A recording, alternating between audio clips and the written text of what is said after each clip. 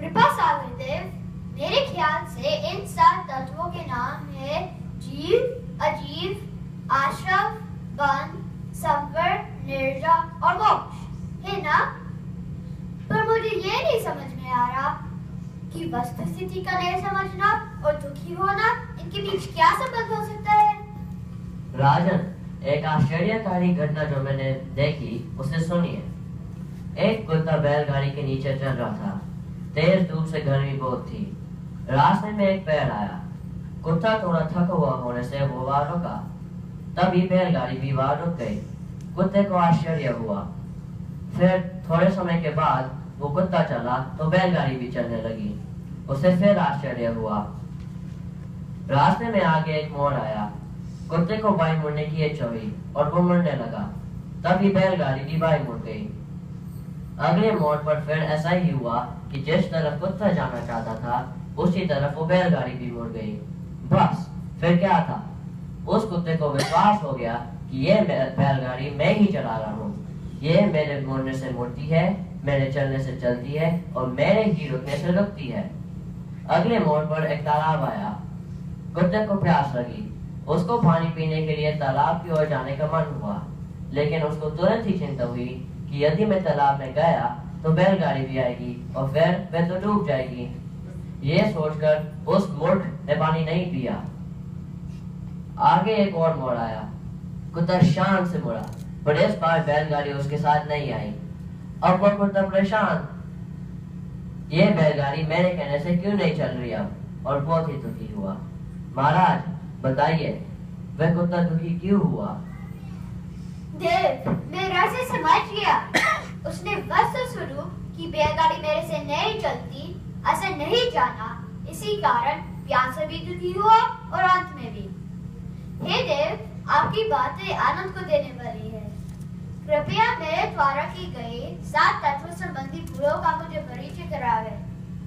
प्रथम भूल, जो कि सबसे बड़ी है और स्थूल है, वो हम करते हैं जीव और अजीव तत्व के संबंध में। जीव तत्व तो उसे कहते हैं जिसने मेरा ज्ञान दर्शन पाया जाए, और मुझ जीव तत्व को छोड़कर बाकी सब अजीव तत्व ही है।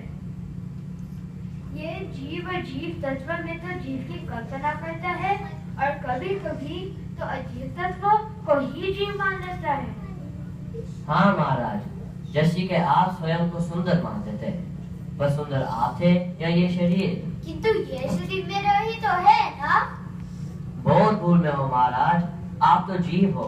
आप मात्र जानने देखने का कार्य करते हो। ये शरीर, इसमें तो ज्ञान नहीं, और इसलिए ये आप नहीं हो। आप तो इससे जानने वाले चैतन्य हो। और फिर बताइए देव, जब आप ये शरीर थे तो आपने इसे सुंदर बनाने के लिए क्या किया था, और अब इसमें रोग हो गया तो आप क्या कर पाए? कुछ भी नहीं ना। इसलिए मान लीजिए कि ये शरीर आपसे भिन्न है और इसमें आपका वश नहीं चलता। महाराज, हम जीव तत्व के भूल के कारण क्या क्या नहीं करते। शरीर के जन्म में अपना जन्म और इसके मरण में अपना मरण मानते हैं। इसके रूप से खुद को सुंदर और क्रूप भी मानते हैं। यदि धन हो तो धनवान, अन्यथा गरीब मान बैठते हैं। स्वयं को होशियार और नालायक भी मान बैठते हैं और दुखी होते हैं। लेकिन कभी ये नहीं समझते कि इस जीव द्रव्य की स्थिति से मुझ जीव द्रव्य को कुछ नहीं होता। मैं तो हमेशा पूर्ण वैसा का वैसा ही रहता हूँ। बस इसी कारण दुखी होते हैं। प्रत्यक्ष देखते हैं कि पर द्रव्य में सुख नहीं तो भी उनमें सुख की तलाश करते हैं, पागलों की तरह। हाँ देव, ये तो मैंने भी एक घटना देखकर अनुभव किया था। यही पास में जंगल के बाहर शहर के नजदीक एक कुत्ता जा रहा था। उसको रास्ते में एक मरी हुई गाय का हड्डियों का ढांचा देखा। खुशी से उसने उन हड्डियों में से एक हड्डी को उठाया और चबाने लगा। हे इंद्रदेव, सुनिए, हड्डियों का भी कोई स्वाद होता है? पर देखिए, वहाँ वह कुत्ता हड्डियों को चबाता, उससे उसके दांत मसूड़े छिलते, उनमें से खून निकलता। उस खून का स्वाद उस कुत्ते को आता और वह उस अपने ही खून हड्डी का स्वाद समझकर प्रसन्न होता। महाराज, ये मोह की महाशक्ति देखी कि कैसे जीव अपने आप को हानि पहुंचाकर भी पर द्रव्य में सुख की कल्पना कर लेता है। सत्य है तत्व विचार राजन, जगत के जीव भी तो उस कुत्ते के जैसे ही है। वे भी तो अंतपाश इंद्रिय संबंधी भोगों में स्वयं को दुखी करते हैं और फिर उसमें सुख की कल्पना कर अपने को स्वयं ही ठगते हैं। हाँ महाराज, देखे ना, ये जीव दूसरों की नौकरी करता है धन कमाने के लिए, देर रात तक उसके लिए जगा रहता है, भोजन भी समय पर नहीं करता, इतनी चिंता करता है और फिर जब उसके हाथ में धन आ जाता है तो पिछले सारे दुखों को भूलकर प्रसन्न हो जाता है। पर द्रव्यों में सुख की कल्पना ऐसे मोह की महिमा अपार है। अति सुंदर देव, अब जल्दी से आशा तत्व संबंधी भूले भी बताइए। मोह, राग, द्वेष, ये तीनों स्वभाव से ही दुख के कारण है। पर जीव ये न मानकर व्रत पूजन आदि शुभ राग भावों को तो अच्छा मानता है और क्रोध आदि अशुभ भावों को बुरा। ये नहीं समझता कि बंध के कारण होने से ये दोनों दुख के ही कारण है। यही इसकी आशा तत्व संबंधी भूल है। हाँ देव, देखे ना, हम स्वर्ग गति में होते हुए भी स्वरूप से अनजान जीवों को कितना दुखी देखते हैं। उन्होंने भी तो पूजन, भक्ति, उपवास आदि किए थे, फिर भी किसी को वैभव की तृष्णा है तो किसी को पराधीनता का दुख। कोई भी सुखी नहीं।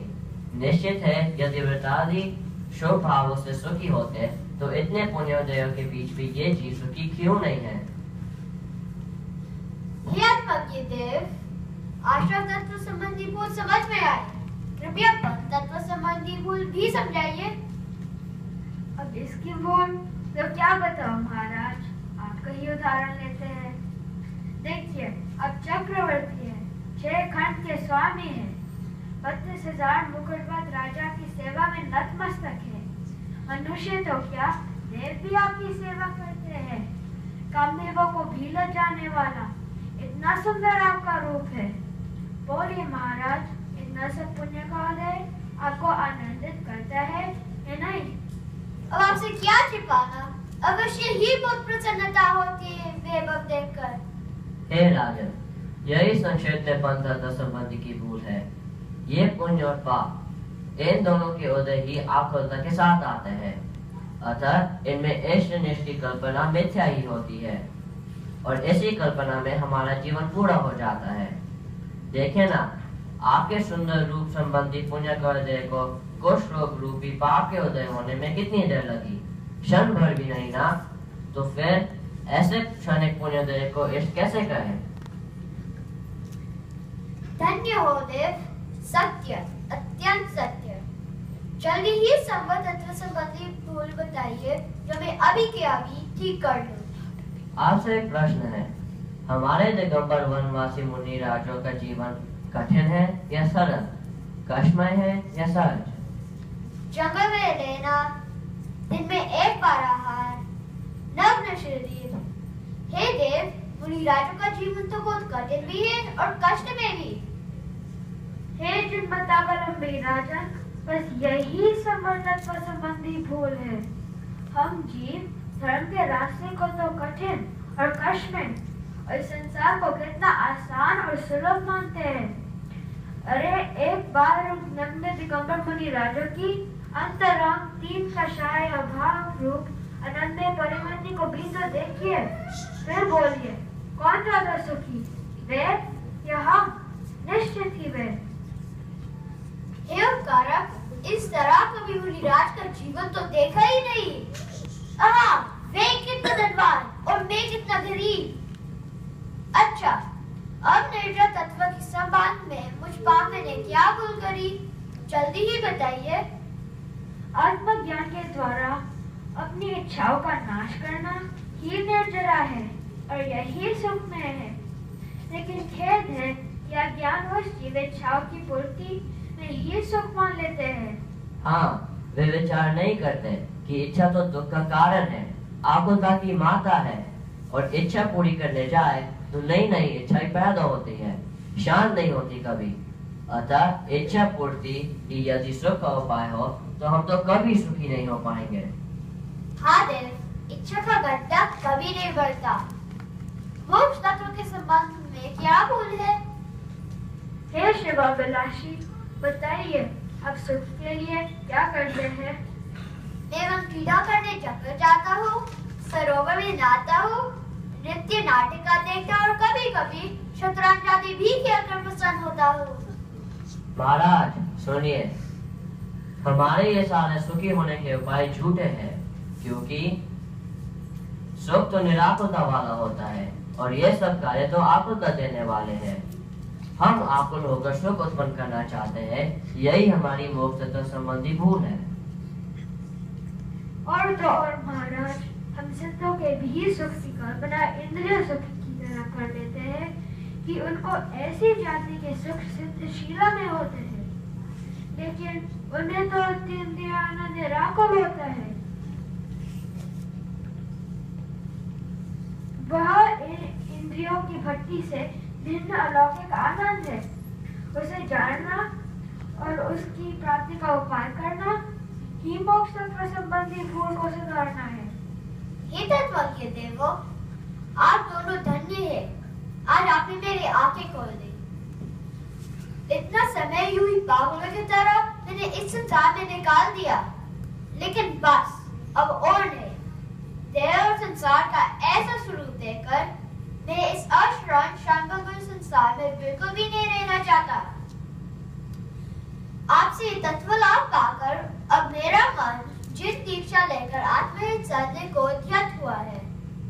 हे सदर्णी देवो, मुझे इस वैराग्य मार्ग में स्थित करे।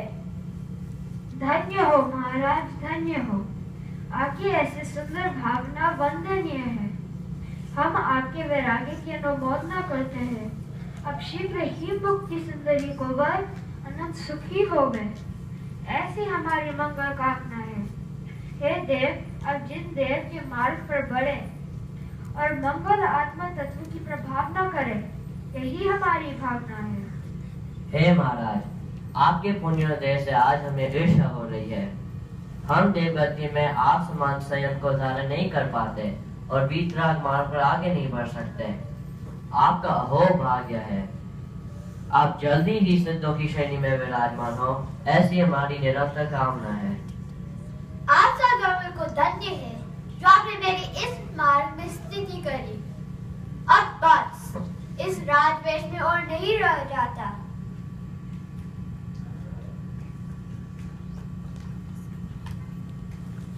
ओम नमः सिद्धेभ्यः, ओम नमः सिद्धेभ्यः, ओम नमः सिद्धेभ्यः। सनत कुमार चक्रवर्ती इस तरह संसार से वैराग्य लेकर जिनेन्द्र दीक्षा अंगीकार करके उसी घोड़ी की अवस्था में जिन मुनि हो जाते हैं। उनको मुनि अवस्था में 700 वर्ष तक शरीर में कुछ व्याधि रहती है, लेकिन वेद ज्ञान और कर्मोदय की इस लड़ाई में अंत में वेद ज्ञान ही जीतता है और वे अनंत आनंद में मोक्ष दशा को प्राप्त करते हैं। उनकी ऐसी अनंत आनंदमयी धन्य दशा को हमारा वंदन है। बोलिए सनत कुमार भगवान की जय। जय।